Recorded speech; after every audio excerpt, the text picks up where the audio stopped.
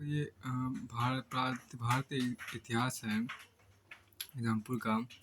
तो इसमें आपको ये भारतीय इतिहास में सबसे पहले हम यहाँ पर प्राचीन इतिहास, भारत का जो प्राचीन इतिहास रहा है वो पढ़ने का प्रयास करेंगे यहाँ पे। तो प्राचीन इतिहास सबसे अध्याय 1 में देखिए प्रस्तर युग, जिसको हम आदि मानव भी कहते हैं। प्रस्तर युग आदि मानव हो गया। प्रस्तर युग मतलब कि आदि मानव का जो समय है उसको देखिए। इसमें ये कहा गया क्या है, देखिए पुरापाषाण पैलियोलिथिक युग, पुरापाषाण पैलियोलिथिक युग जिसे बोलते हैं। आखेटक और खाद्य संग्रह की बात की गई। आखेटक और खाद्य संग्रह की बात की गई। पुरापाषाण पैलियोलिथिक, देखिए पुरापाषाण पैलियोलिथिक और युग और आखेटक और खाद्य संग्रह। पुरापाषाण पैलियोलिथिक युग, आखेटक और खाद्य संग्रह की बात यहाँ पर की गई है। तो यहाँ पर सबसे पहली बात जो हुआ, देखिए कहा जाता है कि मानव धरती पर अति नूतन प्लाइस्टोसीन के आरंभ में पैदा हुआ। यहाँ पर कहा पुरापाषाण युग में सबसे पहले देखिए क्या, जिसको अंग्रेजी में पैलियोलिथिक कहा जाता है, मतलब पुरापाषाण युग कहा जाता है कि कहा जाता है कि मानव धरती पर अति नूतन अर्थात प्लाइस्टोसीन के आरंभ में पैदा हुआ। अति नूतन मतलब प्लाइस्टोसीन के आरंभ में पैदा हुआ। महाराष्ट्र के योरी नामक स्थान से जिन तथ्यों की रिपोर्ट मिली है उसके अनुसार मानव की उपस्थिति 14 लाख पूर्व रखी जाती है। इसके बाद यहाँ पर देखिए क्या कि महाराष्ट्र के बोरी नामक, यहाँ पर जो कहा गया महाराष्ट्र के योरी, आपको महाराष्ट्र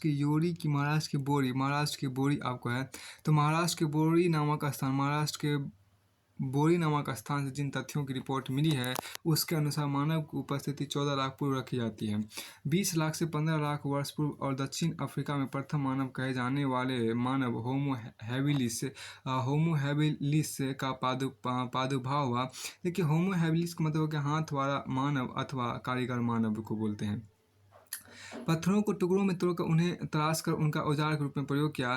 तो इसी होमोलिस मतलब आपके यहाँ पर होता है कि हाथ वाला मानव अथवा कारीगर मानव का प्रादुर्भाव। पत्थरों को टुकड़ों में तोड़कर उन्हें तराश कर उनका औजार के रूप में प्रयोग किया।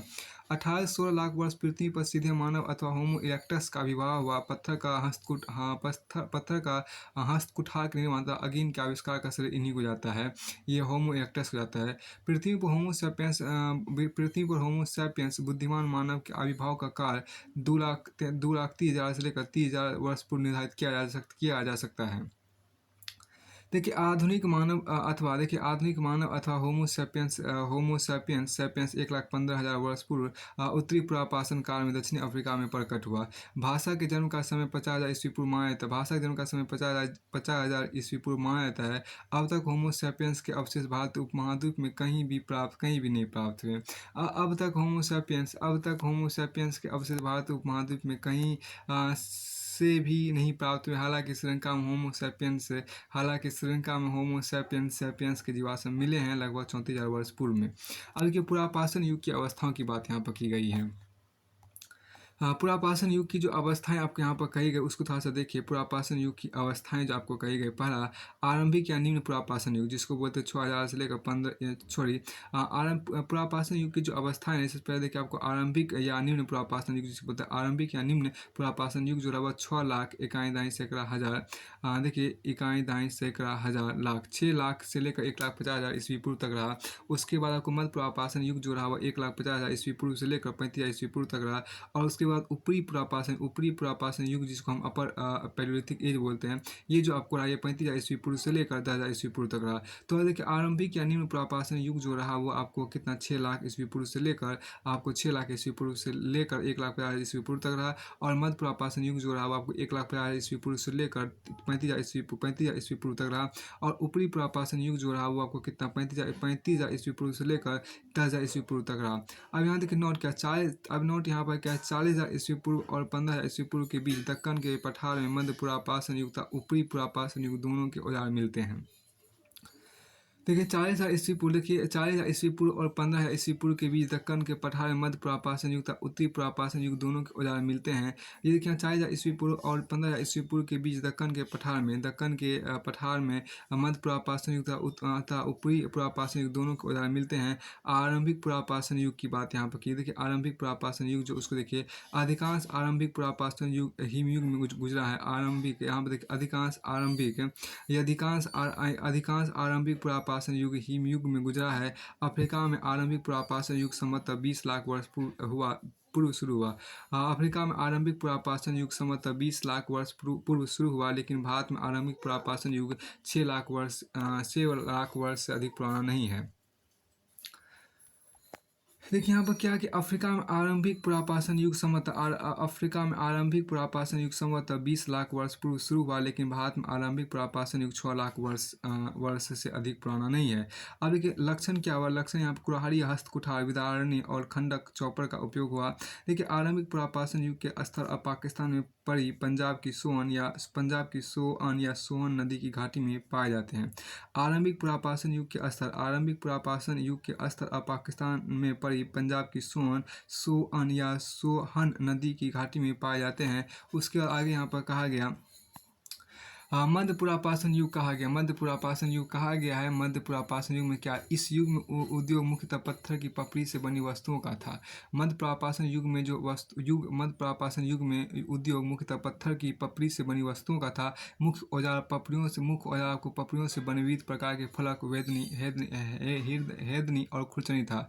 मध्य पुरापाषाण स्थल जिस क्षेत्र से मिलते हैं मोटे तौर पर उसी क्षेत्र में आरंभिक पुरापाषाण स्थल भी पाए जाते हैं।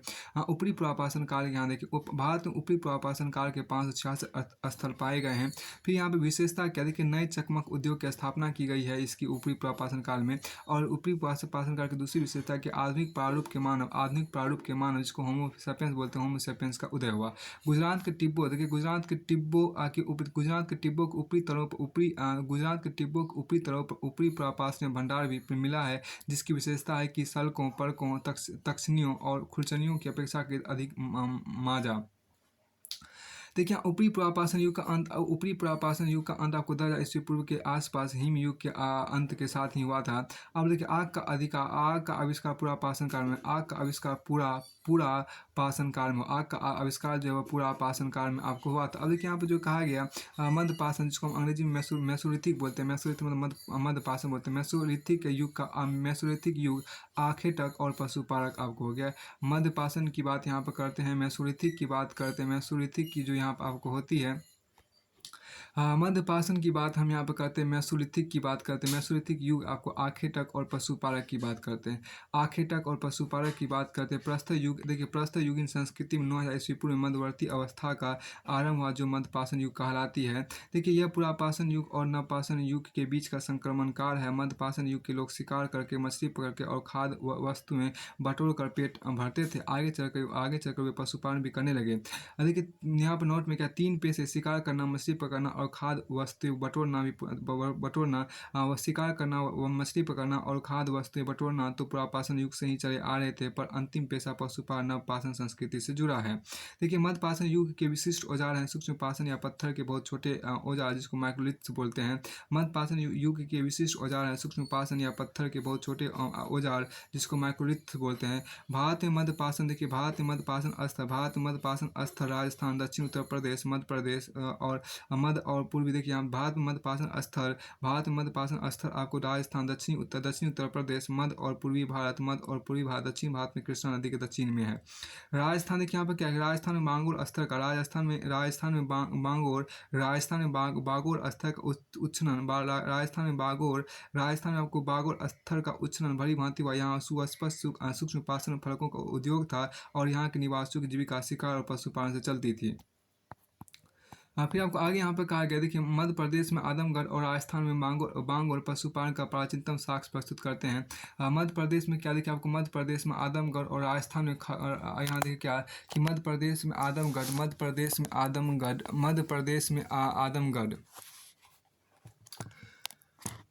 यहाँ पर जो खास बात कही गई है, यहाँ पर देखिए मध्य प्रदेश में आदमगढ़ और राजस्थान में बांगोर पशुपालन का प्राचीनतम साक्ष्य प्रस्तुत करते हैं। समय लगभग 5 ईस्वी पूर्व हो गया। मध्य प्रदेश में आदमगढ़ होता है। मध्य प्रदेश में आदमगढ़ और राजस्थान में बांगोर पशुपालन का प्राचीनतम साक्ष्य प्रस्तुत करते हैं, लगभग 5,000 ईस्वी पूर्व। प्राचीनतम कलाकृतियों की बात यहाँ पर की गई है। प्राचीनतम कलाकृतियों की बात जो यहाँ पर करते हैं वो आपको पुरापाषाण और मध्यपाषाण युग के लोग चित्र बनाते थे। पुरापाषाण और मध्यपाषाण युग के लोग चित्र बनाते थे। अब कि मध्य प्रदेश का भीमबेटका स्थल दक्षिण विंध्य पर्वत और दक्षिण विंध्य पर्वत पर अवस्थित है। इसमें 500 से अधिक चित्रित गुफाएं हैं जो पुरापाषाण काल से मध्यपाषाण काल तक की बनी हुई हैं। कुछ देखिए और कुछ श्रृंखलाओं में तो हाल के समय की है, परंतु इनमें कई गुफाएं मध्यपाषाण काल के लोगों से संबंध है। बेलन घाटी विंध्य पर्वत के उत्तरी छोर पर पुरापाषाण काल की तीनों अवस्थाएं एक के बाद एक पाई जाती है। अब यहाँ देखिए मध्यपाषाण काल के अंतिम चरण में पशुपालन के साक्ष्य प्राप्त होने लगते हैं। उदाहरण भारत में आपको आदमगढ़, होशंगा मध्य प्रदेश में, तवांग और भीलवाड़ा राजस्थान में है। फिर देखिए नवपाषाण न्यूलिथिक युग की बात करते हैं। नवपाषाण न्यूलिथिक युग जिसको खाद्य उत्पादक भी बोला जाता है। देखिए विश्व स्तरीय संदर्भ में नवपाषाण युग न्यूलिथिक 9000 ईस्वी पूर्व के आरंभ होता है। भारतीय उपमहाद्वीप नवपाषाण युग की एक ऐसी बस्ती मिली है जिसका समय लगभग आपको 7000 ईस्वी पूर्व बताया जाता है। पाकिस्तान के बलूचिस्तान प्रांत में अवस्थित मेहरगढ़ में मेहरगढ़ में आपको है। फिर यहाँ पर आपको कहा गया मेहरगढ़ बलूचिस्तान के ब्रेड बास्केट नाम से प्रसिद्ध कोची मैदान में बोलन नदी के तट पर अवस्थित था। यहाँ के प्राचीनतम निवासी पशुपालन करते थे और अनाज उपजाते थे। देखिए इस युग के लोग पौड़ीदार पत्थर के औजार और हथियारों का प्रयोग करते थे। वे खास तौर से पत्थर की कुल्हाड़ियों का इस्तेमाल किया करते थे। बुर्ज होम की बात आपको करते हैं। बुर्ज होम का अर्थ क्या? बुर्ज वृक्ष का स्थान। बुर्ज होम का अर्थ होता है बुर्ज वृक्ष का स्थान होता है। यह श्रीनगर से उत्तर पश्चिम की ओर 16 किलोमीटर दूर है। वहाँ नवपाषाण युगीन लोग एक झील के किनारे जमीन के नीचे घर बनाकर रहते थे और शिकार तथा मछली पर जीते थे। लगता है वे खेती से परिचित थे। अब गुप्त करार की बात की। देखिए गुप्त करार का अर्थ होता है क्या? कुलाल अर्थात कुम्हार की गुफा। श्रीनगर से दक्षिण पश्चिम की ओर 41 किलोमीटर दूर है। यहाँ के लोग कृषि और पशुपालन का धंधा करते थे। देखिए कश्मीर नवपाषाण युगीन लोग न केवल पत्थर के पौड़ीदार औजारों का प्रयोग करते थे, अपितु वे हड्डी के बहुत सारे औजारों और हथियारों का भी प्रयोग करते थे। फिर यहाँ देखिए भारत में यहाँ पर जो कहा गया कि भारत में चिरांद बिहार ही एक और स्थान है जहाँ हड्डी के उपकरण पाए जाते हैं। भारत में चिरांद बिहार ही एक और स्थान है जहाँ हड्डी के उपकरण पाए जाते हैं। उसके बाद यहाँ पर जो कहा गया देखिए बुर्ज होम में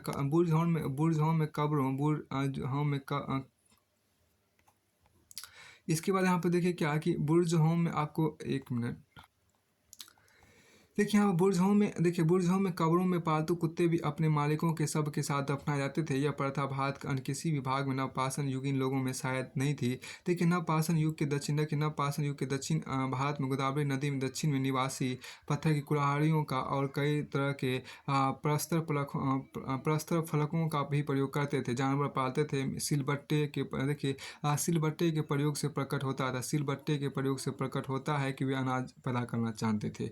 सिलबट्टे प्रयोग से प्रकट होता है कि वे अनाज पैदा करना जानते थे। यहाँ देखिए क्या नवपाषाण युग के निवासी की बात करते हैं। नवपाषाण युग के निवासी की हम बात यहाँ पर करते हैं। नवपाषाण युग के निवासी सबसे पुराने कृषक समुदाय के थे। वे पत्थर की कुदालों मतलब जिसको हो बोलते थे, वे पत्थर के कुदालों हो और खोदने के डंडों से जमीन खोदते थे। डंडों में एक और एक से आधे किलोग्राम वजन के पत्थर के छल्ले लगे रहते थे। पत्थर के पौड़ीदार औजारों के अलावा वे सूक्ष्म पाषाण फलकों का भी प्रयोग करते थे। वे मिट्टी और सरकंडों के बने गोलाकार या आयताकार घरों में रहते थे। अस्थायी निवास। फिर देखिए वे रागी और कुर्थी पैदा करते थे। कुर्थी पैदा करते थे। पहिए का आविष्कार आपको नवपाषाण काल में मनुष्य में अस्थायी निवास की प्रवृत्ति नवपाषाण काल में हुई था। उसने सबसे पहले कुत्ता को पालतू बनाया। कृषि का आविष्कार नवपाषाण काल में हुआ। कृषि का प्रथम उदाहरण मेहरगढ़ बलूचिस्तान से मिलता है और मेहरगढ़ जो कि बलूचिस्तान मतलब पाकिस्तान में वहाँ से मिलता है। कुंभकारी सबसे पहले इसी अवस्था में दिखाई देती है। आरंभ में हाथ से बनाए गए मृदवाहन मिलते हैं, बाद में मिट्टी के बर्तन चौक पर बनने लगे। देखिए अगीन का ज्ञान। देखिए यहाँ पर जो कहा अगीन का ज्ञान मानव को पूर्व पुरातन काल में था, लेकिन उपयोग करना नहीं जानते थे। नवपाषाण काल में अगीन का उपयोग इस काल की महत्वपूर्ण उपलब्धि थी। देखिए अगीन का ज्ञान आपको मानव को पूर्व पुरापाषाण काल में था, लेकिन उपयोग करना नहीं जानते थे। नवपाषाण काल में अगीन का उपयोग इस काल की महत्वपूर्ण उपलब्धि थी। अब यहाँ पर जो कहा है उसको महत्वपूर्ण शब्दावली की बात यहाँ पर की गई है। देखिए प्रागैतिहासिक काल की बात की गई। जिस काल का कोई लिखित साक्ष्य नहीं मिलता उसको हम प्रागैतिहासिक काल कहते हैं, प्री हिस्ट्री जिसको अंग्रेजी में बोलते हैं। कि देखिए आपको जिस काल का कोई लिखित साक्ष्य नहीं मिलता उसको प्रागैतिहासिक काल कहते हैं और आद ऐतिहासिक काल किसे बोलते हैं।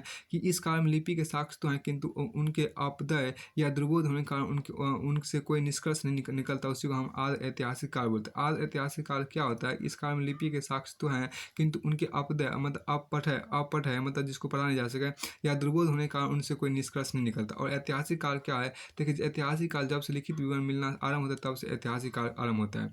जब से लिखित विवरण मिलना आरंभ होता है तब से आपको ऐतिहासिक काल आरंभ होता है। फिर यहाँ देखिए, प्रागैतिहासिक के अंतर्गत पाषाणकालीन सभ्यता तथा इतिहास। देखिए, हम जो कहा गया कि प्रागैतिहासिक अंतर्गत पाषाणकालीन सभ्यता यथा तथा प्रागैतिहासिक के अंतर्गत पाषाणकालीन सभ्यता तथा आदि इतिहास के अंतर्गत सिंधु घाटी सभ्यता एवं वैदिक सभ्यता आती है, जबकि छठी शताब्दी ईसा पूर्व से ऐतिहासिक काल का आरंभ होता है। देखिए, प्रागैतिहासिक के अंतर्गत पाषाणकालीन सभ्यता तथा आदि इतिहास के अंतर्गत सिंधु घाटी सभ्यता एवं वैदिक सभ्यता आती है, जबकि छठी शताब्दी ईसा पूर्व से ऐतिहासिक काल का आरंभ होता है। फिर इसके बाद आपको आगे यहाँ पर कहा गया, एक आप आगे देखिए कुछ प्रश्न भी आपको यहाँ पर दिया गया है। इसमें थोड़ा सा आपको जो यहाँ पर प्रश्न की जो चर्चा है उसमें आपको देखिए क्या कि उत्खनित इसकी हम बाद में करेंगे। अध्याय 2 की बात यहाँ पर कर लीजिए। ठीक, अध्याय 2 में आपको आता है ताम्रपाषाण कृषक संस्कृतियाँ। ताम्रपाषाण कृषक संस्कृतियाँ जो है उसको यहाँ पर देखने का प्रयास कीजिए। देखिए, ताम्रपाषाण युग की बस्तियाँ यहाँ पर देखिए, ताम्रपाषाण युग की बस्तियाँ। देखिए, ताम्रपाषाण युग की जो बस्तियाँ ना उसको यहाँ पर देखने का प्रयास कीजिए। इसमें जो आपको कहा गया है, सबसे पहली बात यहाँ पर देखिए नव पाषाण युग का अंत होते होते धातु का इस्तेमाल शुरू हो गया। धातु में सबसे पहले तांबे का प्रयोग हुआ। ताम्रपाषाणिक, जिसको अंग्रेजी में बोलते हैं कैल्कोलिथिक बोलते हैं। ताम्रपाषाणिक जिसको अंग्रेजी में कैथोलिथिक बोलते हैं। कैल्कोलिथिक बोलते हैं, अंग्रेजी में कैल्कोलिथिक बोलते हैं। देखिए, ताम्रपाषाणिक मतलब कैल्कोलिथिक पत्थर और तांबे के उपयोग की अवस्था। देखिए, ताम्रपाषाणिक मतलब क्या? कैल्कोलिथिक जिसको बोलते हैं पत्थर और तांबे के उपयोग की अवस्था। मुख्यतः ग्रामीण समुदाय बनाकर रहते थे, उसके बाद कि भारत में ताम्रपाषाण अवस्था की बस्तियां दक्षिण पूर्वी राजस्थान, मध्य प्रदेश के पश्चिमी भाग, पश्चिमी महाराष्ट्र तथा दक्षिण पूर्वी भारत में पाई जाती है। दक्षिण पूर्वी राजस्थान में 2 पुरास्थलों की खुदाई हुई है, एक आहार में, दूसरा गिलूद में। पश्चिमी मध्य प्रदेश में मालवा, कैथा और एरन की खुदाई हुई है। पश्चिमी महाराष्ट्र में देखिए, पश्चिमी महाराष्ट्र में अहमदनगर जिले में जोरबे, नेवासा और देमाबाद। पुणे जिले में चंदोरी, सोनेगांव और इनाम गांव, प्रकाश और नासिक, ये सभी पुरास्थल जोरबे संस्कृति के हैं। अब कि जोरबे संस्कृति ने मालवा संस्कृति से बहुत कुछ ग्रहण किया है, किंतु इसमें दक्षिण नवपाषाण संस्कृति के तत्व भी आपको हैं। यूँ तो जोरबे संस्कृति भी ग्रामीण थी, फिर भी इसकी कई बस्तियाँ जैसे देमाबाद और इनाम गांव नगरीकरण के स्तर तक पहुँच सी गई थी। अब के ताम्रपाषाण युग की जीवन पद्धति की बात की, ताम्रपाषाण युग की जो जीवन पद्धति उनको यहाँ पर कहा गया है। ताम्रपाषाण युग की जीवन बस्तियों की बात यहाँ पर आपको की गई है। ताम्रपाषाण युग की जो जीवन बस्तियाँ यहाँ पर कहा उनको बात यहाँ पर आपको की गई है। इस संस्कृति के लोग पत्थर के छोटे छोटे औजार और हथियारों का इस्तेमाल करते थे। इस संस्कृति के लोग आपको पत्थर के छोटे छोटे औजार और हथियारों का इस्तेमाल करते थे, जिनमें पत्थर के फलकों और फलकियों का महत्वपूर्ण स्थान था। आहार संस्कृति का काल 2100 से ईस्वी से लेकर 1599 ईस्वी पूर्व के बीच कहीं रखा जाता है, और गुरंद और गीलुंद उस सांस्कृतिक स्थानीय केंद्र माना जाता है। और गिलुंद उस संस्कृति का स्थानीय केंद्र माना जाता है। आहार का प्राचीन नाम, देखिए, आहार का प्राचीन नाम तामवती है, और तामवती अर्थात तांबा वाली जगह है। आहार का प्राचीन नाम तामवती है अर्थात तांबा वाली जगह है। आहार के लोग शुरू से ही धातु क्रम जानते थे। ऊँट के भी अवशेष मिले हैं। सामान्यतः वे घोड़े से भी परिचित नहीं थे। लोग गोमांस तो अवश्य खाते थे, किंतु सुअर का मांस अधिक नहीं खाते थे। मुख्य अनाज गेहूँ और चावल के अतिरिक्त वे बाजरे की भी खेती करते थे। दक्कन की काली मिट्टी में कपास की पैदावार होती थी। मछली और भात पूर्वांचल के लोगों का आहार था। फिर आपको आगे हम देखें, ताम्रपाषाण युग के लोग प्राय पक्की ईंटों से परिचित नहीं थे, जिनका इस्तेमाल कभी कभी ही होता था, जिसे गिलुंद में 15 ईस्वी पूर्व के आसपास पक्की ईंटों का इस्तेमाल हुआ। देखिए, आहार अहमदनगर महाराष्ट्र के लोग पत्थर के बने घरों में रहते थे, उसी को हम आहार बोलते थे। अब तक पता चले कि 200 जोड़वे स्थलों में गोदावरी का देमाबाद सबसे बड़ा है। इनाम गांव ताम्रपाषाण युग की सबसे बड़ी बस्ती है, इनमें 100 से अधिक घर और कई कब्रें पाई गई है। यह बस्ती किलेबंद और खाई से घिरी हुई है। ताम्रपाषाण काल के लोग तांबे के शिल्पकर्म में दक्ष थे और पत्थर का काम भी अच्छा करते थे। महाराष्ट्र में लोग देखिए, महाराष्ट्र में लोग मृतक को कलश में रखकर अपने घर में फर्श के अंदर उत्तर दक्षिण स्थिति में गाड़ते थे। हड़प्पाई लोगों की तरह अलग अलग कब्रिस्तान नहीं होते थे।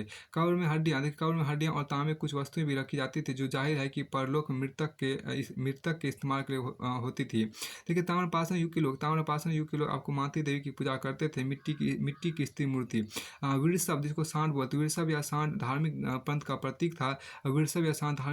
प्रतीक था। मालवा और राजस्थान में मिट्टी की वृषभ मूर्तिकाएं थी। अब यहाँ देखिए कि जो खास बात यहाँ पर कही गई है कि ताम्रपाषाण समाज में असमानता आरंभ हो चुकी थी। ताम्रपाषाण समाज में असमानता आरंभ हो चुकी थी। महाराष्ट्र में पाए गए जोरवे बस्तियों में एक तरह का निवास गृह अधिकतम ऊंच नीच का क्रम दिखाई देता है। ठीक है, देखिए इनाम गाँव में शिल्पी या पनसाई लोग पश्चिमी छोर पर रहते थे, जबकि सरदार प्राय केंद्र स्थल में रहता था। इनाम गांव में शिल्पी या पनसाई लोग पश्चिमी छोर पर रहते थे, जबकि सरदार प्राय केंद्र स्थल में रहता था। गणेश्वर संस्कृति को प्राक हड़प्पाई ताम्रपाषाण संस्कृति कहा जा सकता है, जिसकी भित्ति पर परिपक्व हड़प्पाई संस्कृति खड़ी हुई। कायथा संस्कृति लगभग 2000 से 1800 ईस्वी पूर्व हड़प्पा संस्कृति कनिष्ठ समकालीन है। देखिए नवदा टोरी एरन और नगदा में पाई गई मारवाड़ संस्कृति 1700 से 12 ईस्वी पूर्व हड़प्पा संस्कृति से पृथक मानी जाती है। देखिए, भारत के मध्य और पश्चिम भागों में ताम्रपाषाण संस्कृतियाँ 12 ईस्वी पूर्व में या 1000 ईस्वी पूर्व तक आते आते लुप्त हो गई। केवल जोरवे संस्कृति 700 ईस्वी पूर्व तक जीवित रही है आगे यहाँ पर। उसके बाद आपको आगे हम देखिए, इसको छोड़ दीजिए यहीं तक, पेज नंबर आपको जो है इसके बाद हम बाद में देख लेंगे। दक्षिण भारत के एक यहाँ पर जो आपको थोड़ा सा देख रहे, दक्षिण भारत के कई स्थलों पर ताम्रपाषाण संस्कृतियों ने लोहे का इस्तेमाल करने वाली महापाषाण संस्कृति का रूप ले लिया। दक्षिण भारत के कई स्थलों पर ताम्रपाषाण संस्कृति ने लोहे का इस्तेमाल करने वाली महापाषाण संस्कृति का रूप ले लिया। तो इसके बाद जो है वो हम अगले वीडियो में देखेंगे।